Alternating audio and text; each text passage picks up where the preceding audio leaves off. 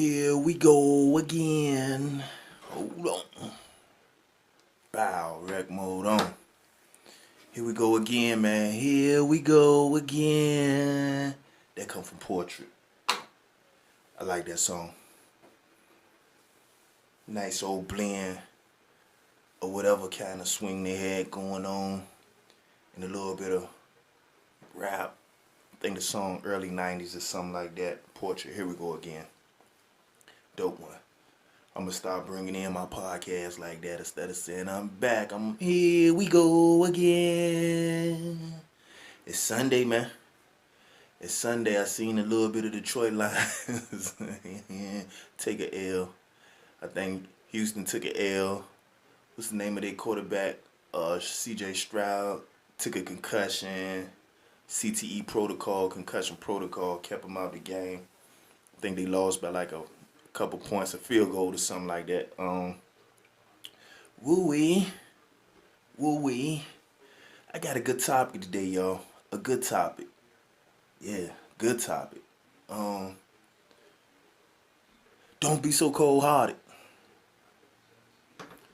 Forget about the 48 laws of power. Forget about how rigorous you think you got to be, man. You ain't got to be so cold-hearted. You could give out a pass. And I got a couple stories I wanted to bring up. One of them is just in my youth. You know, I stayed downtown Newport News, Walker Village, 25th Street, second parking lot. And hold on now. Let me turn this down. Hold on, that ain't even that. That's that. Man, this joint doing too much. You know what? You know what?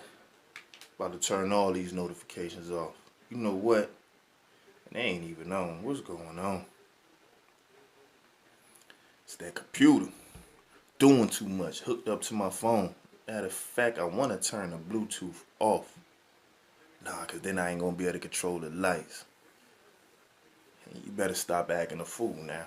But just when I was younger, like I came back around Newport News. I was in Jersey with my pops for a few years. I think 8th grade to 10th grade. I don't like that. I don't like that. That's my phone. I'm going to get rid of that. I'm going to get rid of that. I'm going to get rid of that. I'm about to shut you down. Hold on. Disconnect this. I want you out of here. How I get you out of here? You lucky I don't know how to get you out of here. You lucky. I can't even move the joint. How you disconnect?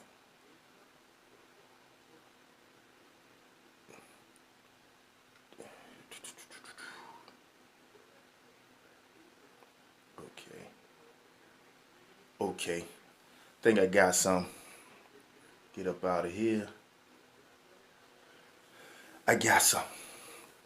My phone connected to my laptop, so all the notifications popping up on my laptop, and it's ringing in my ear, and it's ringing on the stream. So I had to shut that down. Go up inside that app, turn the sound off. I think I'm good to go now. But yeah, I can remember when I was younger, man. Matter of fact, introductions, man. It's King Sound the Powerful, man. Let's get to it. And that's a tour with a U, because I always got you on mind. But yeah, in Walker Village, man, I was in Jersey for 3 years. Come back, I think I was like 14 years old. But, you know, not really on my path, on my journey, just young.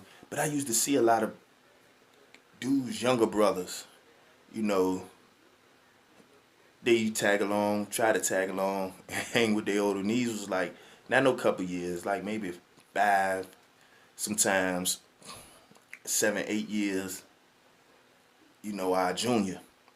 And I just remember them, when I see them, I ain't want to be mean to them. They ask for something, I give them some candy, I give them whatever money I got in my pocket. See, I don't like that. I don't like that. I'm a this computer. I don't like that.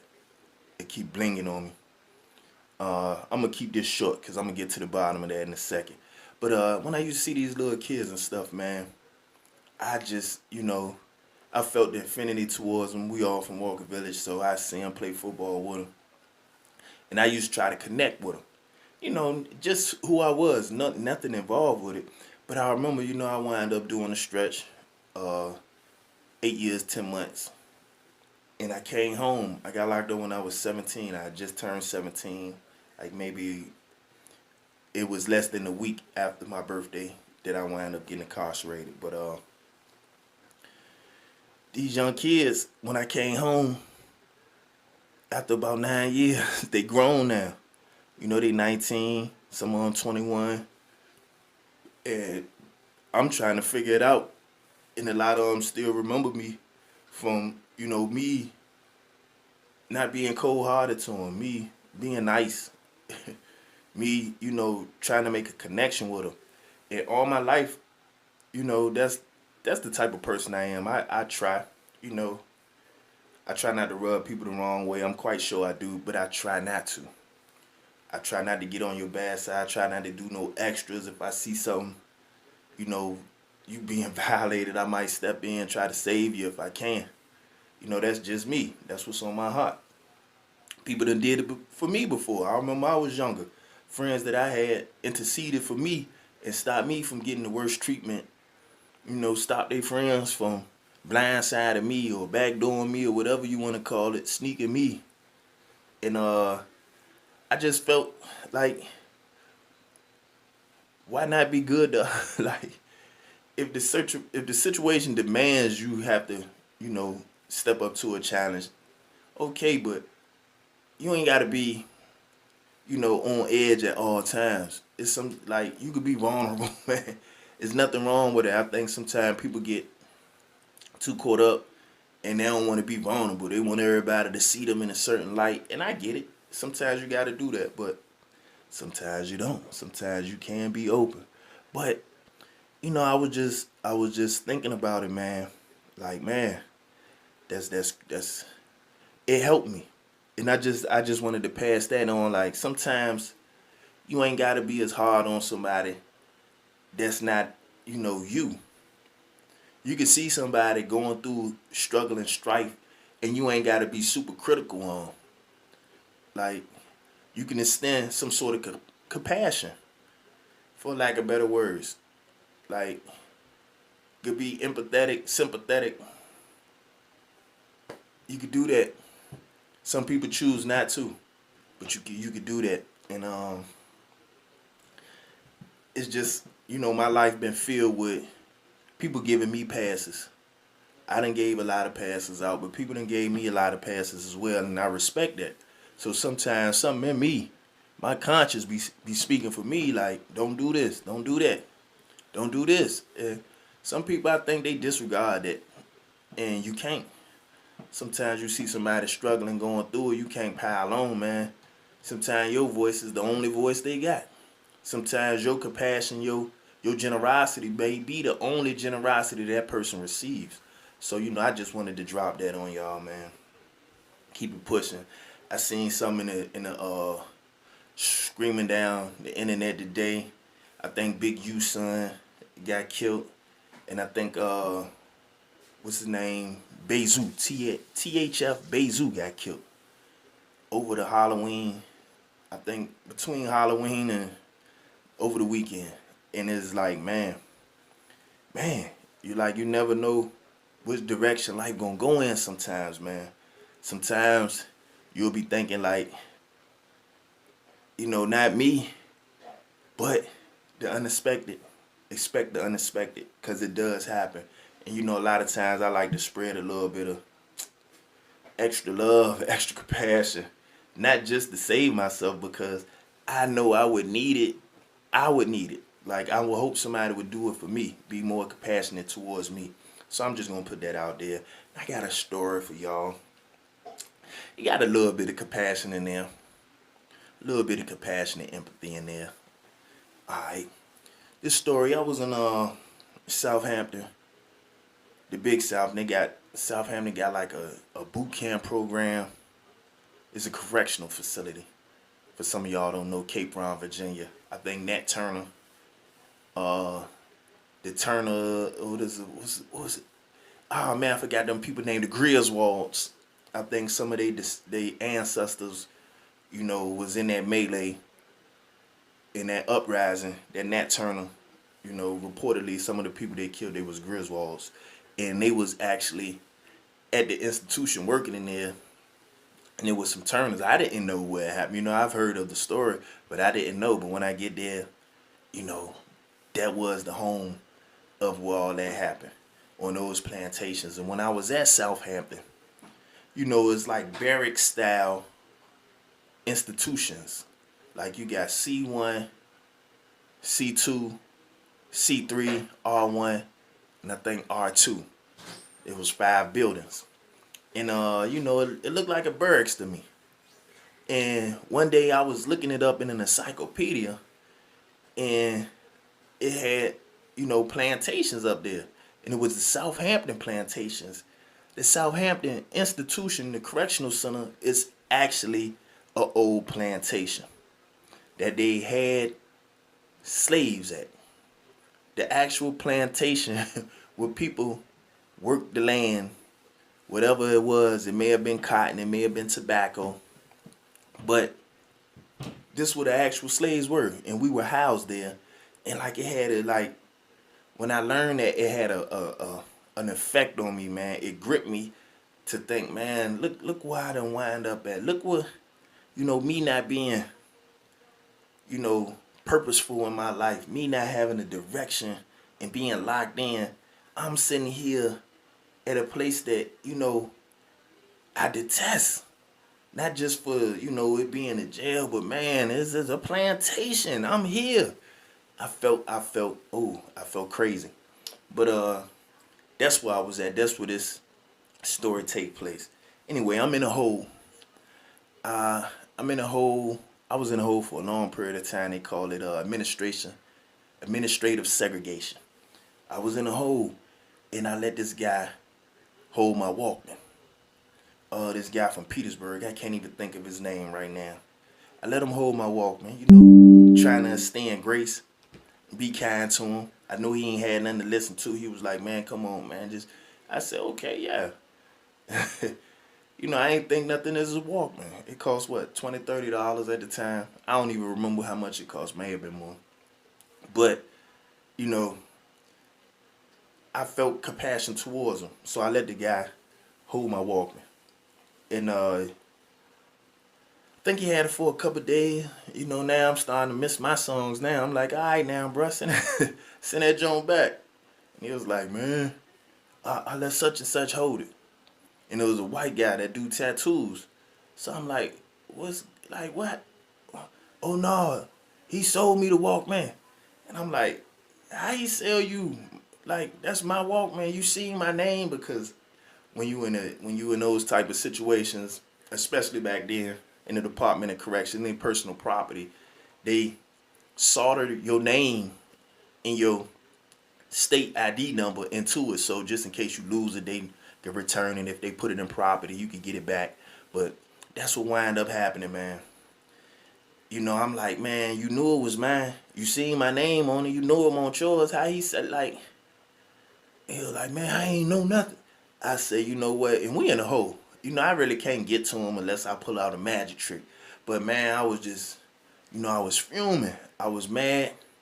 And I was like, you know what? I'm gonna play it off.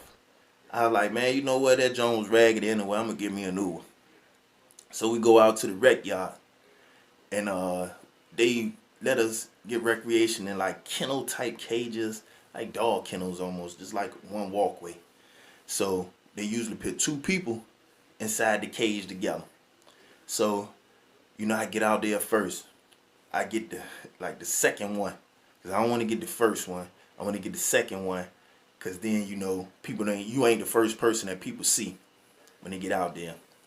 So I go out to the cage. I said, man, nah, put me in the second one. Let me get in the second one. You don't want to go to the second one, man. Let somebody else get that jump. So I go in the second one. Everybody coming to my cage.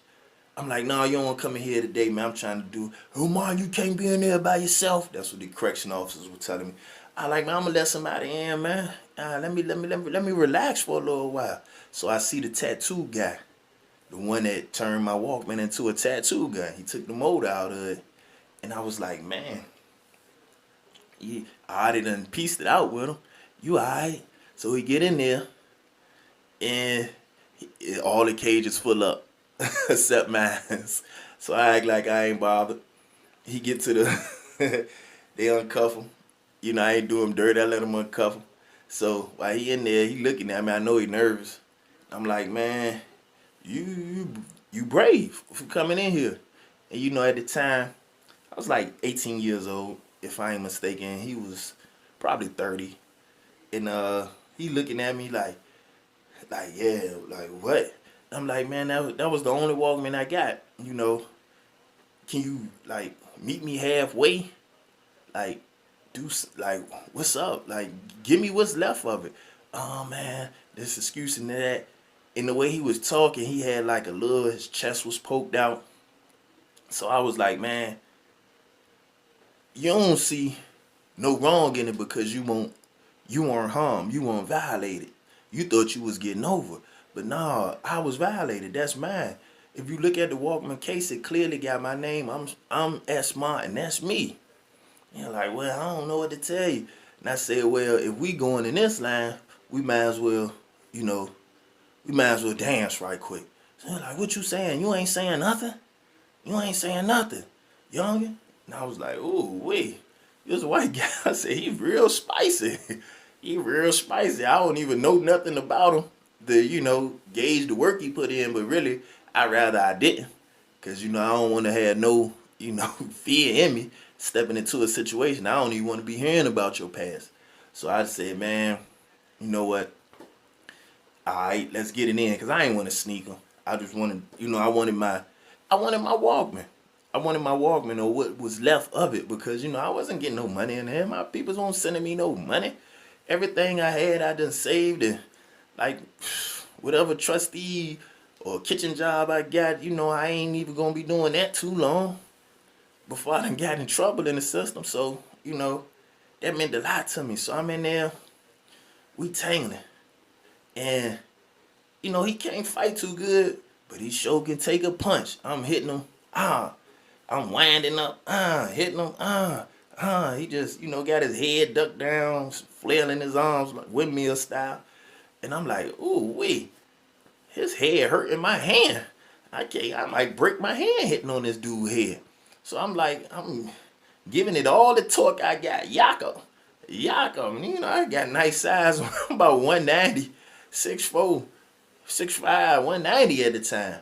Jakob, I'm hitting him and he ain't wobbling. Like I know the signs when your legs getting wobbly. You won't wobbling. And I said, ooh. I grabbed him. He's kind of solid. And I said, okay. So I'm like, pop. Police, they come around there like, all right, y'all fellas, break it up. All right, man, we ain't breaking nothing up. And I was like, man, I want my Walkman back, man. I want my Walkman back, man. Whatever you did to it, I want it back. So, we sitting there, fight over. He don't want no more. And at this point, my hands kind of hurting. I don't want no more. Because, I done punched myself out. So, I'm like, this dude tough. Maybe I don't hit hard like I think I do, man. I need to start working out some more. So, we get back to the cell. They, fuss us out. Oh, y'all gonna be on lock? We already in the hole. Ain't nothing more you could do to us. So, all them empty threats, man. We in the hole. What you gonna put me in a hole in the hole? But they did have a hole in the hole for me, called the dungeon. So, the guy that turned my Walkman into a tattoo gun, he was actually in the cell right under me. And sometimes we used to talk through the vents. So I hear something, boop, boop, boop, boop, boop. Hey, Sam, boop, boop, boop, boop, boop, boop, boop. Man, come to the vent. I'm like, oh, man, I don't want to hear no threats, man. We can't really, like, I don't want to talk up no fight right now, man. You got it. Whatever you talk about, you win, man. He's like, no, no, no, man. I just want to apologize, man. I'm gonna send your Walkman back to you. I took the mode out, but the Walkman still work. I'm gonna send that back to you. So he sent the Walkman back, and he was like, man, I just want to apologize to you. That was the hardest I ever got hit in my life. And I just died laughing. He was like, I ain't never get hit that hard. And I'm sitting here thinking my hits is ineffective because he ain't wobbling. Yeah, he said that. So that was that. And now, it wasn't no big thing because it ain't get out. I ain't the type of person that be like, yeah, I did that. Da, da, da, da, da, da. I just breezed it under. So a lot of people ain't even know we got in a fight. Just a few people back there. And most of the people that was back there, being that I was holding up, the cage, them was people from back in the dungeon part of the hole. That's why I was just talking about is a hole in the hole.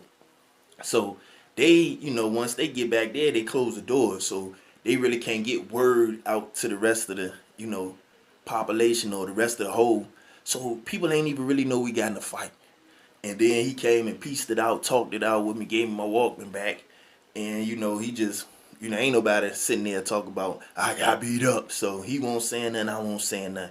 Now, the other dude, the one that actually sold my Walkman, same thing. I said, we going to the cage. But I guess he must have heard about the fight because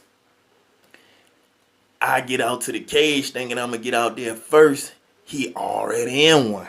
So I said, you know what? I got to go in there. Go in there, got the handcuffs on. Soon as the people close the door and lock the gate, I'm still in cuffs. They ain't even detached the cuffs yet. They just unhooked the leash because they'll have you on a leash with the cuffs. Just in case you try to do something, they can kind of jerk you and control you. So they took the leash off, locked the gate. I'm sitting there waiting for them to undo my cuffs. This dude run up on me. Boom, hit me in the face. So I was like, ooh, that felt real light. That felt real light with my hands cuffed. So, I said, man, forget about letting them uncuff me. I run in there, I charged him, hit him with a shoulder blow. I rammed him with my shoulder, rocked him. He fell down. And when he fell, I just started kicking him. Boom, boom, boom. He couldn't get up. So, they came in there, hey, man, stop. The officer that was like, I'm about to spray the mace.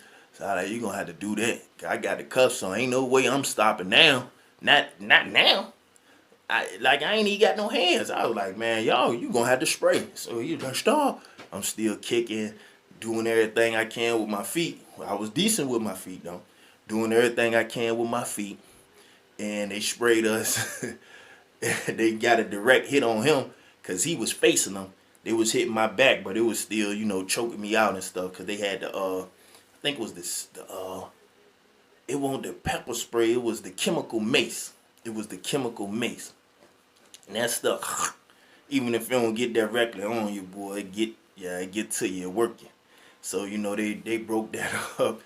And it was just one of those situations that, taking it back, sometimes you got to have compassion.